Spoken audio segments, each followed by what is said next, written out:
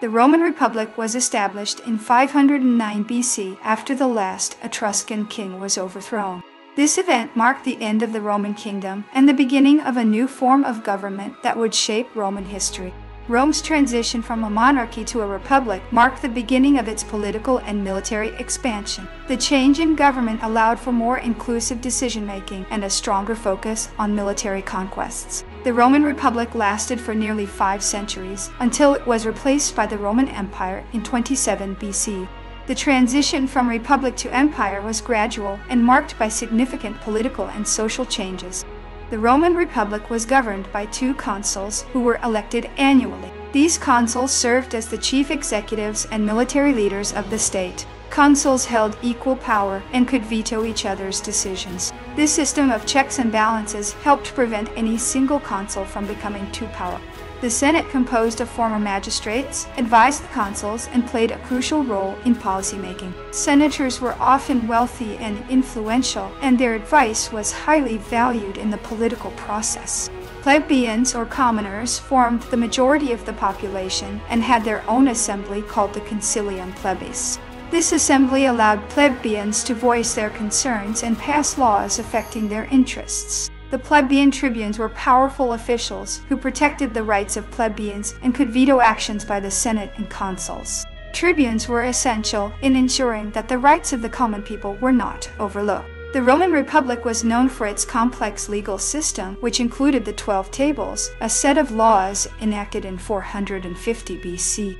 The 12 Tables were a foundational document that established clear legal principles and procedures. The 12 Tables were inscribed on bronze tablets and displayed in the Roman Forum. This public display ensured that all citizens could access and understand the laws. The Roman Republic expanded its territory through a series of wars, including the Punic Wars against Carthage. These wars were crucial in establishing Roman dominance in the Mediterranean. The First Punic War, 264–241 BC, ended with Rome gaining control of Sicily.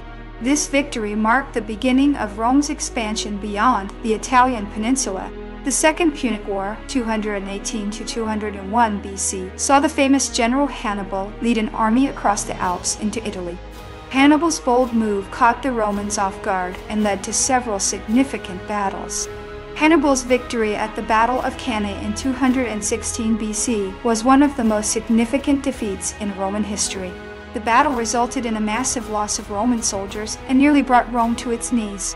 Despite Hannibal's successes, Rome ultimately won the Second Punic War, leading to the destruction of Carthage in 146 BC. The defeat of Carthage solidified Rome's position as the dominant power in the western Mediterranean. The Third Punic War, 149–146 BC, resulted in the complete annihilation of Carthage. The city was razed to the ground, and its people were sold into slavery. The Roman Republic also fought the Macedonian Wars, which expanded Roman influence into Greece and the eastern Mediterranean. These wars were part of Rome's broader strategy to control the entire Mediterranean region. The Social War, 91–88 BC, was a conflict between Rome and its Italian allies, who demanded Roman citizenship. The war highlighted the tensions between Rome and its allies over issues of equality and representation. The Social War ended with the granting of Roman citizenship to many Italian cities. This decision helped to stabilize the region and integrate Italian allies into the Roman political system. The Gracchi brothers Tiberius and Gaius were influential reformers who sought to address land distribution and other social issues. Their reforms aimed to reduce inequality and improve the lives of the poor. Tiberius Gracchus was assassinated in 133 BC, and his brother Gaius met a similar fate in 121 BC. Their deaths marked the beginning of a period of political violence and instability in Rome. The Roman Republic faced internal strife during the First Triumvirate, a political alliance between Julius Caesar, Pompey, and Crassus. The alliance was formed to balance the power among these 3 influential figures. Julius Caesar's crossing of the Rubicon River in 49 BC marked the start of a civil war. By crossing the river, Caesar violated a law that forbade generals from entering Italy with their armies. Caesar defeated Pompey and became dictator of Rome, but was assassinated in 44 BC. His assassination was a result of a conspiracy by senators who feared his growing power.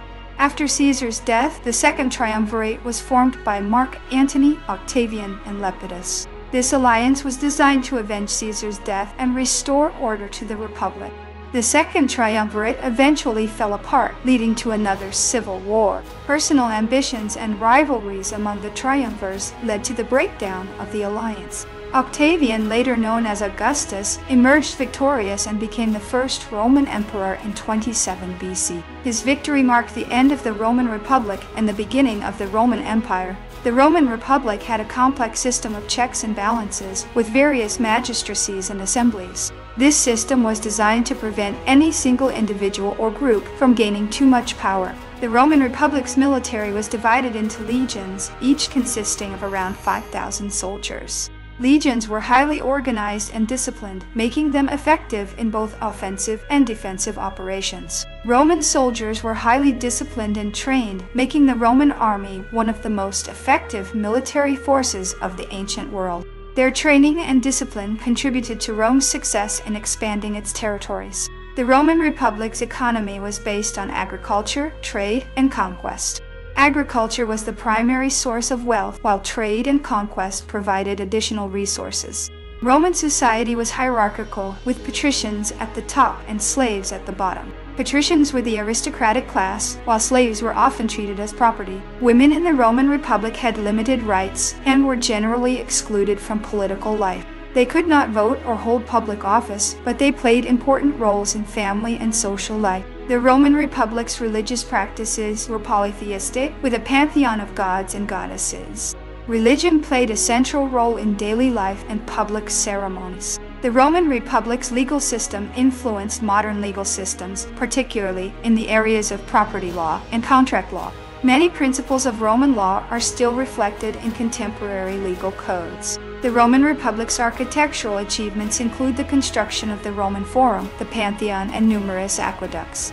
These structures demonstrated the Republic's engineering prowess and cultural sophistication.